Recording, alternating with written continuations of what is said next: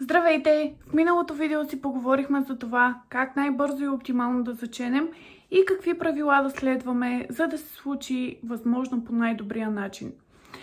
Много от вас обаче след самото качване на видеото ми писаха за това, че имат някои неясноти по самото видео и по самата информация. Например, как да изчислят овулацията точно или пък защо трябва да пият фолиева киселина, откъде се взима тя, дали се взима с рецепта от лекар или не. Затова направих една Facebook група и една Facebook страница. Абсолютно същото е името и на групата, и на страницата, както на YouTube канала. Ще кача и двете в описание, за да може да се присъедините, ако желаете. В групата може да намерите общ чат, в който съм аз и други бъдещи и настоящи майки, които също са готови да отговорят на вашите въпроси и да споделят своята опитност. А в страницата можете да се свържете лично с мен и да ми зададете налично каквито желаете въпроси. Веднага ще се отзова. Както говорихме и в миналото видео, днес ще споделя с вас първия триместър, как протича, какви симптоми имах, как разбрах изобщо, че съм бременна. Като повечето жени, аз разбрах в края на първия месец, тъй като не знам дали имате информация и дали знаете, че бременността се брои от първия ден на последния ви менструален цикъл. Хубаво е да запомните тази дата, тъй като в следващите 9-10 месеца на всеки един преглед, всеки лекар ще ви попита първо за това. Какво е хубаво първо да свършим? Най-добре е да си харесаме лекар, естествено, и е най-добре той да бъде акушеро-гинеколог. Защо? Повечето лекари са само гинеколози, те могат единствено да проследят вашата бременност, но не могат да ви изродят. Ако лекарът ви е акушеро-гинеколог, това означава, че не само може да проследи цялата бременност, а също така може и да направи самото раждане. Може да ви изроди както секцио, така и естествено. Защо го казвам? Защото е изключително важно вие да имате доверие на вашия лекар, за да сте спокойна, защото започна ли раждането, започва и една огромна паника. Както вече споменах, бременността започва от първия ден на последния ви цикъл. Какво означава това?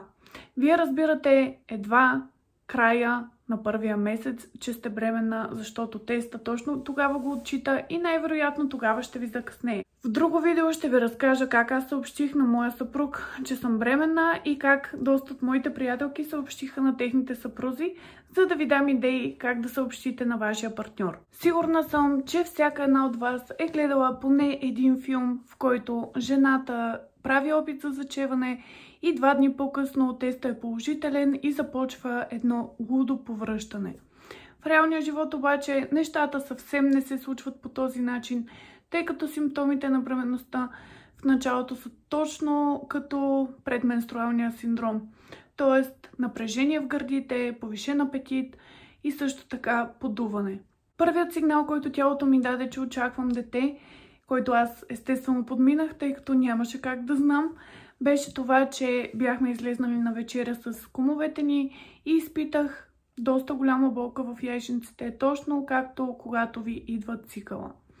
Естествено, аз си помислих, че ще ми дойде, но така и не ми дойде. Помислих, че е някакво неразположение или че се приготвят за месечния ми цикъл.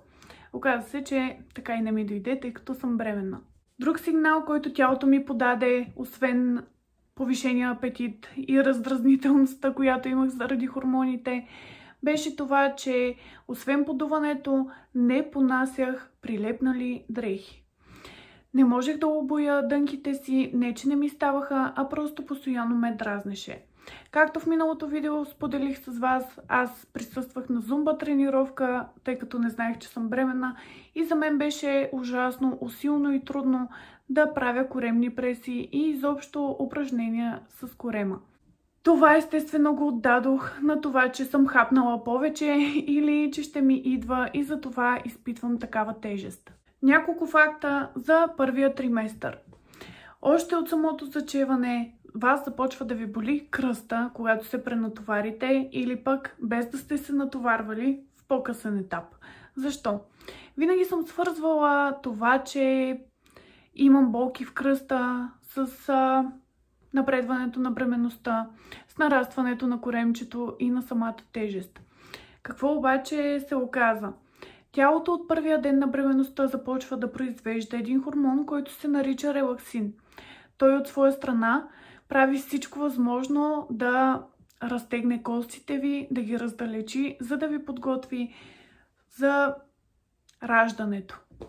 Друг симптом, който имах, беше, че горе-долу в средата на втория месец станах много сънлива и постоянно ми се спеше, без значение дали съм извършвала някаква физическа дейност или не. Бях непрекъснато изморена и спях по цял ден. Може би от едно денонощие от 24 часа, аз спях 20 часа без да мога да се събудя. Заспивах навсякъде и по всяко едно време. Симптом, който се надявам вие да нямате и изобщо да не разберете абсолютно нищо от него, беше непрекъснатото повръщане, което се появи горе-долу към края на втория месец и продължи до средата на четвъртия. Беше ужасно, не можех да понасям да ям месо, което по принцип толкова много обичам, и повръщах отново и отново след всяко едно хранене.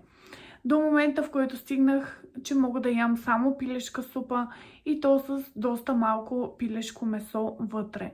Парадокс с повръщането е това, че доста ви се хапва, въпреки че повръщате по цял ден. Какво обаче се случи? Толкова много се повишава апетита, че аз продължавах да качвам килограми, въпреки че повръщах по цял ден. Затова слушайте тялото си, тъй като мен малко ме беше страх да не би бебето да спре растежа си и продължавах да се тъпча и да се тъпча. Слушайте тялото си. Ако ви се гади, ако ви се повръща, не се насилвайте да ядете. Също така, преди бременността, ще го спомена и в следващия клип с факти за бременността, които не знаех и исках да се подготвя за нея по-добре. Направете си един списък с примерна закуска, обяд и вечер. Подгответе го като план за 2-3 седмици, за да може да го следвате след като забременеете, понеже, както казах, апетита значително се повишава и е хубаво да контролирате все пак теглото си, тъй като ще дойде момент в следващите месеци, в които няма да можете да спрете да ядете, въпреки че доста сте преяла. Нещо вълнуващо за вас и вашия партньор ще бъде, че към края на третия месец коремчето започва леко да расте. Естествено няма да бъде забележимо от другите хора около вас, но вие и вашия партньор ще започвате да забелязвате как леко започва да се подува и да минава така напред. Нещо, което искам да ви споделя също така е, че е хубаво да започнете да се мажете с мас или кремове за стри или изобщо най-обикновения евтин крем, за да може да предотвратите стри. Тъй като в по-напреднал етап от бременността те ще се появят и няма тогава да можете да направите нищо по въпроса. Не мажете само корема, мажете и краката и дупето си също. Аз се мажех, но пропуснах да мажа и гърдите си, тъй като не знаех, че ще се увеличат като размер толкова много още докато съм бременна и не съм родила. Има неща също, така да кажа, които не трябва да хапвате по време на бременността. Нещата, които не трябва да консумирате, са сурови риби, сурово месо. Включвам в това и сушито, което е от сурова риба. Можете да хапвате суши с пиле, да речем, или вегетарианско. Защото в повечето случаи, когато не е обработено термично месото или рибата, може да доведе до някакви инфекции или до микроби, които да стигнат до плода. Друго нещо, за което трябва да забравите, са салами, кремвирши и всякакви видове неща, които не са термично обработени. Мисля, че не е нужно да споменавам алкохола. Може да изпиете една чаша вино, не всяка вечер, естествено, може би веднъж на 1-2 седмици, ако толкова много ви се пие, но като цяло не е препоръчително, защото алкохола вреди изключително много на плода. След самото забременяване, естествено, ще трябва да продължите с фолиевата киселина. Най-вероятно лекаря ще ви предпише и витамини за бременни жени. Аз ползвах на Елевит. И също така ще ви предпише най-вероятно Биозин Мама като имуностимулант. Така че ще трябва да приемате и някои лекарства, като превентивна мярка от това да не се разболеете.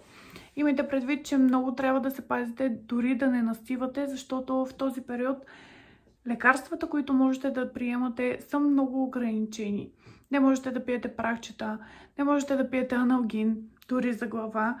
Единственото лекарство, така, което е позволено, но не трябва естествено да прекалявате, е парацетамола. А сега искам да споделя с вас защо изобщо правя тези видеа и защо реших да направя този канал.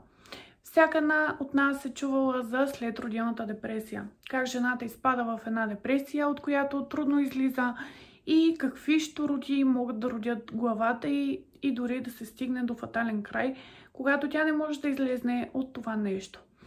Никой обаче не казва, че към края на втория месец има още една първа депресия, която хормоните подтикват и през която емоциите са доста засилени и изпадаме, така да кажа, в дупка. За тези жени, които като мен са решили да пазят бременността си в тайна от близките си и приятелите си първите 3 месеца, е доста тежко, тъй като няма с кого да споделят, освен със съпруга си, но колкото и да ви подкрепя той няма как да разбере точно как се чувствате, както друга жена. Затова и направих този канал, за да може, когато се чувствате така, когато се чувствате разстроени и не виждате изход от това, да ми пишете, дори като непознат човек, за да мога да ви изслушам и да ви покажа, че не сте сама. Всички знаем откъде идват депресиите, най-вече от промените. Повечето промени, да речем, като закупуване на жилище или сменяне на работа, стават плавно. Да речем, сменянето на работа, имате месец предизвестие, имате време да свикнете, имате време месец, докато свикнете на новата работа, или местенето в ново жилище. Имате 3 месеца, докато ви одобрят за кредит, ако го взимате така с ипотека.